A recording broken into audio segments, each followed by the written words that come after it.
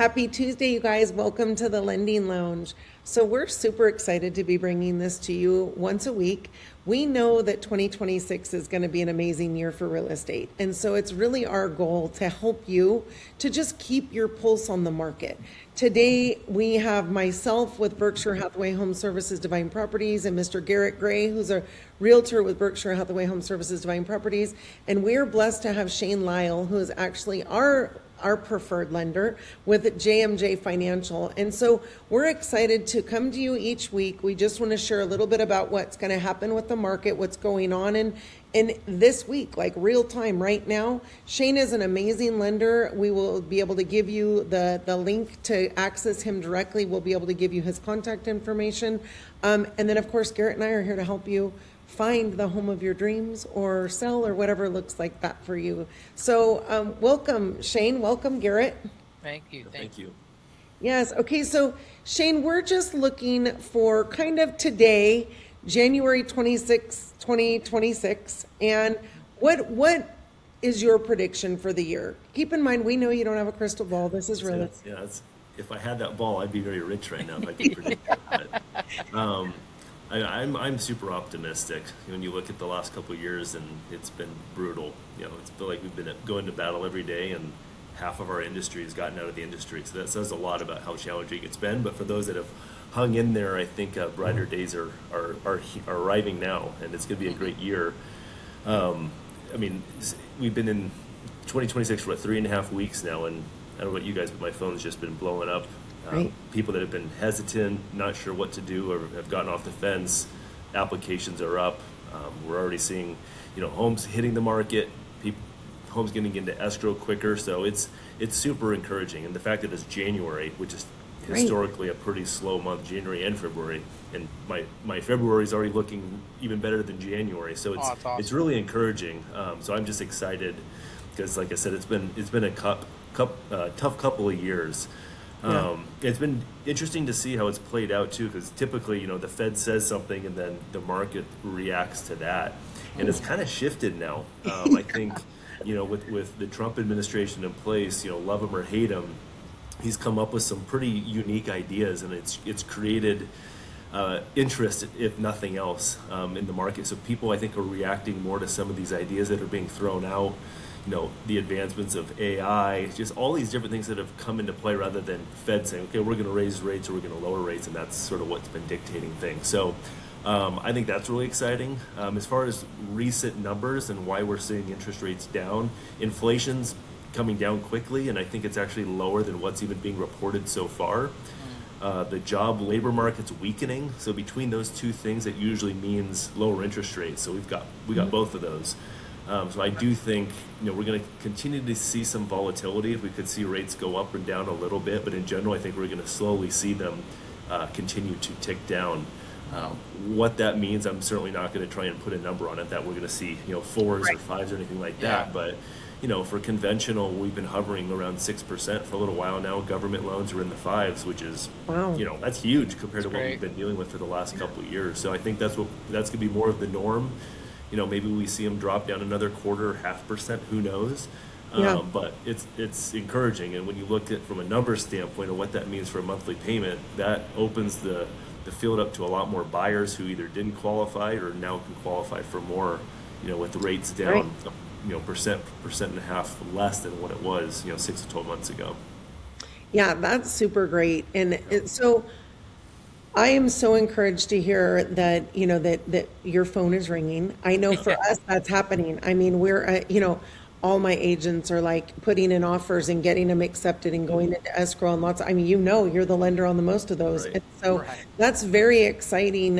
What's happening, like you said, in January. So it is very encouraging so let's say you're talking to someone out there who's thinking that they want to wait. They're thinking, okay, it's January, the rates are fairly decent, but I'm thinking I want to wait. What would you say to that person? I would say I would first ask why, just get to an understanding of why. And typically the answer is, well, I hear rates are going to come down more. So I say, they might, they certainly might. A couple weeks ago, week and a half ago, we saw rates hit the lowest that they've been in. I can't remember how long it's been. Now I they think ticked it's up a at little 3 bit, and years. that's what Yeah, we're gonna, like I said, we're gonna see that little bit of volatility. So we could see rates come down a little bit, but my recommendation is let's get you approved now, and then if start browsing. You guys can start sending them listings of what meets the criteria of what they're looking for, and if the right. perfect house comes available, So important. is there a reason? Is it really worth waiting in hopes that the rates drop 1/4%? I don't think it is. Say rates do drop 1/4, 0.5%. How many more buyers are now going to be out there shopping for that same Right. house? That's going to Right. drive prices up. You're going to get into that multiple offer situation, and home prices are going to be even higher, and then you're going to end up paying more for the house that you could have bought right now. And Right. it sounds like a sales pitch, but it's the reality. I would, as a buyer, I'd rather be out shopping against less competition than wait and hope that interest rates drop. But then, worst case, say they come down 1/4, 0.5%, 6 to 12 months, refinance into that Yeah. lower rate. Right. Now you probably also have more equity in the house by buying it now rather than waiting until the big busy buying season. Yeah. Right. So I do have a question off of that, Shane. So everybody always kind of looks at the negative, right? Like, what is it that's going to negatively impact them if they were, let's say, they come to you off a Candy scenario, they're looking to buy a house, but they're like 6 months, maybe at the end of the year, into summertime. That's where I'm really going to start getting Yeah. knee deep into it. And as you said, you're going to tell them it's best to try to get that number now.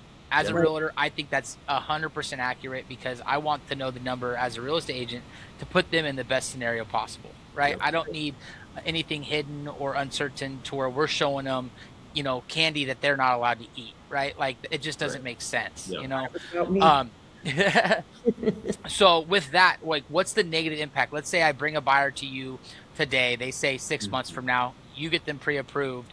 Is there anything that's going to negatively impact them getting an early pre-approval when they're not really in their window of searching?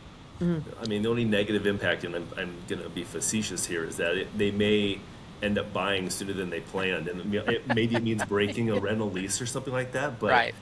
I mean, if you want to look at that as a negative thing, you can. There's been so many times when people have told me that exact thing. We're 6 to 9 months out. I said, okay, well, let's just get you approved now. One, let's make sure you are approved, because if you're not, we can get you set up over the next several months to get you in a position that you will be ready to qualify once summer hits, whatever Right. that time frame is for them. If they get it qualified now, it's shocking how many people are like, well, now that I am approved, okay, I wouldn't mind just Right. seeing what's out there. And Right. then a week later, they're actively shopping for a home and writing an offer. Like it And- happens. Yeah, I mean, you and- guys know it happens Oh, all yeah. the time. Yeah. I tell my clients, I'm like, when we start this step, right? Like, even though you're looking, sometimes it becomes a slippery slope. Yeah. So if it's going too fast, that's when you need to communicate with us. Totally. But it does happen that way because sometimes God Yeah. gives us that gift to where it just works out the way it's supposed to, right? Yep, and we're never going to pressure anyone to No. do anything. It's just educating them, getting them approved, and then the rest is up to them. But at least then they know realistically what they qualify for, so they're shopping at the right price point. Yeah. What they're going to expect for a monthly payment, how much they're going to need for closing costs, down payment, so they can start planning and preparing. And then Right. if they're approved and they didn't think they were going to get approved, and they find the perfect house and they do it sooner than they thought, I mean, I'm not sure why that would ever be a bad thing. So. That's right. I only see upsides. And the other thing is, Right. up front, I only do a soft credit pull, because a lot of people are like, oh, I don't want my credit to get dinged. It won't, because we're just going to do a soft credit pull. We won't actually do a hard credit pull unless there's a funky situation where we just need to get all that information, which is very rare when that happens. Otherwise, once they're in contract on the home, at that point, then we'll do the hard pull. But until then, soft pull, no impact on their credit. Okay, Shane, let's debunk a few myths out there that people think when it comes to buying a home. Sure. So we hear people say, I have to have a 700 credit score. What do you say to that? Yeah, not true. I mean, there's certain loan programs that require that, but in general, you can go down as low as 580, 600, Wow. 620, depending on the loan program. So, the higher the interest rate with certain loan programs, you're going to get a better interest rate. Higher the credit score, better interest rate. But in general, that's just not true, with the exception of like a jumbo loan, that type of thing. But in general, 580 to 620 is what we're looking for. Perfect. Okay, another one is, I have to have a huge down payment 20%, right? to qualify. 20%, 10%, what do you say to that? Yep. Again, not true. Conventional financing, if you're a first-time buyer, you can do as little as 3%. Otherwise, you're looking at 5% for conventional. VA, USDA 0%, FHA 3.5% down. And then, locally in California, we've got different down payment assistance programs that can cover most, if not all, of your down payment and a portion of your closing costs. Wow. So you can get in for as little as 1 or 2%, and that's if you don't get a credit from the seller. And I've helped people get into a house for literally nothing out of pocket. As crazy as that sounds, down payment assistance covered most of it. A seller credit covered the difference. Yeah. So there's lots of options, but yeah, you definitely don't need 20%. That's right. I've worked with you on multiple sales where my buyers come in with zero down. Yep. Okay, so last one, and then Garrett, if you can think of any. I have to have been at my job for 2 years. Yeah, also not true. I've gotten people approved and into their home with a job offer letter.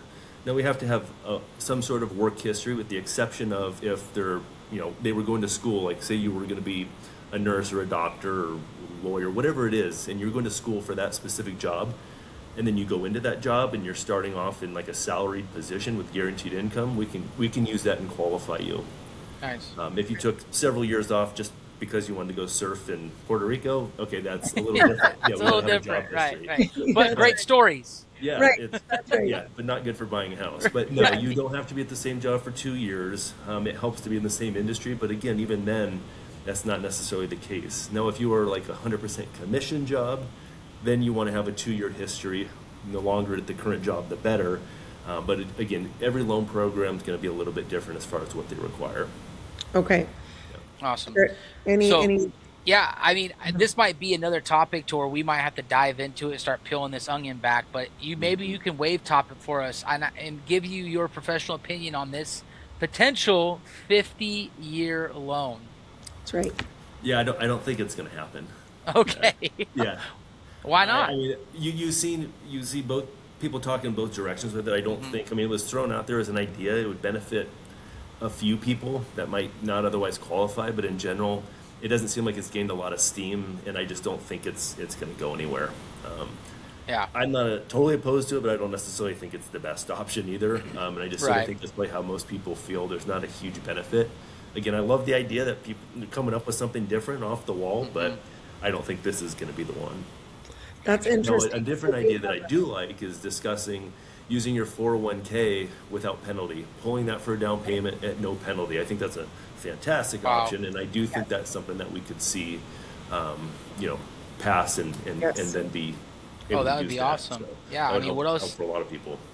I mean, it's one of the biggest purchases you could possibly make in your entire life, right? Why wouldn't you use something that's been there, for your retirement, but yet, I mean, where you got to live somewhere, right? Sure. I think that's a great idea, definitely. Yeah.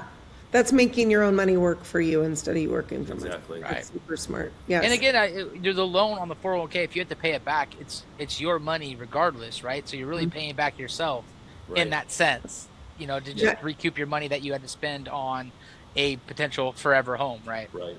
And generally a lot lower interest rate. You're paying Right. it back. Sure. Yeah. Yep. Yeah. So awesome. Okay. Well, we thank you so much for our first episode That of was Lending nice, yeah. Lounge. Anything, I mean, you talked about where the rates are now. I just want to let people know very quickly. So in the Amador County area, you cover VA loans, right? FHA, which often people think that's a first-time home buyer, and that's not true, correct? Correct. Just a federal housing loan. Yep. And then we offer conventional, but in our area, USDA is actually a unique loan that is available in Amador County, and it's not available anywhere or a lot of other places. Right. It's a rural loan, and so that is a zero down loan option that we do have. And so it is a little square peg that you have to fit through, right? Yeah, not a lot of buyers fit all the requirements, but for those that do, it's a great program. Yeah. But coming up in our Absolutely. next couple lending lounges, maybe we can, scrub, Yeah. like again, peel back that onion and Absolutely. talk about it specifically. I think that'd be great. Yeah. Awesome. Well, Shane, thank you so much. Garrett, thank you so much. And you guys, we will see you next week. All right. Thanks, guys.